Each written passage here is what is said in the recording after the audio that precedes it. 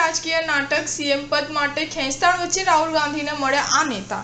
કર્ણાટક કોંગ્રેસમાં મુખ્યમંત્રી પદને લઈને ઘણા લાંબા સમયથી ચાલી રહેલા વિવાદ વચ્ચે કર્ણાટકના મુખ્યમંત્રી સિદ્ધારમૈયાએ લોકસભામાં વિપક્ષના નેતા રાહુલ ગાંધી સાથે મુલાકાત કરી હતી। મુલાકાત દરમિયાન બંને નેતાઓ ખૂબ સારા મૂડમાં જોવા મળી રહ્યા હતા।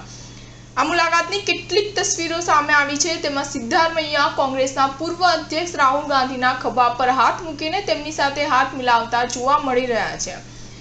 સિદ્ધારમૈયા તેમની સાથે એક પ્રતિનિધિ મંડળ પણ લઈ ગયા હતા। તમને જણાવી દઈએ કે કર્ણાટકમાં સીએમ પદ માટે સિદ્ધારમૈયા અને તેમના ડેપ્યુટી ડીકે શિવકુમાર વચ્ચે હાલમાં ખેંચતાણ ચાલી રહી છે તેવા સમાચાર આવતા રહે છે।